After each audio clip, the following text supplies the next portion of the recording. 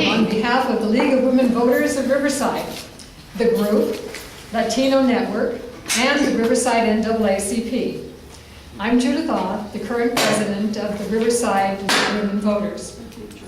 Tonight, we will be hearing answers to your questions from the two candidates for Ward 1 seat on the City Council. First, keep in mind that this is an all-mail-in ballot election. Ballots began going out this week. I got mine today. Ballots must be returned to the registrar or dropped off at the ballot drop-off location by the close of the election at 8 p.m. on Tuesday, June 2nd. All mail-in ballots election.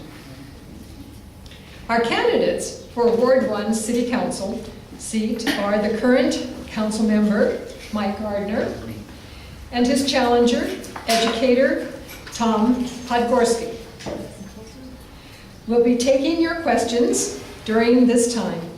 We have volunteers ready to pick up or to distribute cards.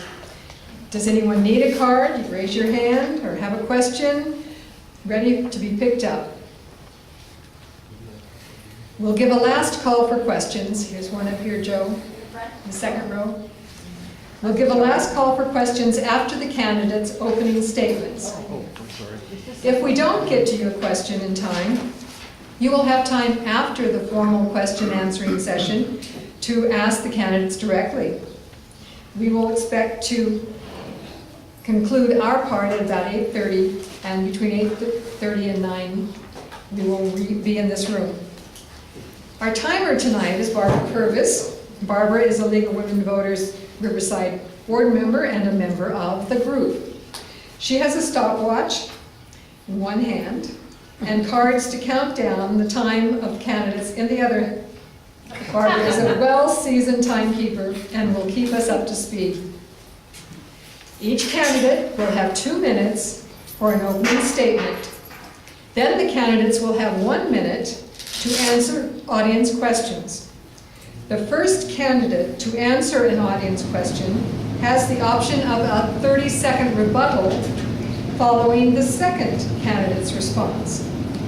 Then on to the next question with the speaking order reversed. We will finish up with a 2-minute closing statement from each candidate. Our forum attendees are good listeners. So to the candidates, we ask that you do your very best to answer the question asked and to use specifics when possible. The audience will appreciate it. And don't feel pressure to use all the time allotted for each question. When you're satisfied with your answer, we're happy to move on. As we said, we will stop you if you run over. We ask that the audience hold their applause until the end so that we have the most time available to answer questions. Now, I tossed a coin before the forum to determine the speaking order, and our councilman, Mr. Gardner, got heads. So we will begin our opening statement with Mr. Gardner and simply go back and forth as we move forward.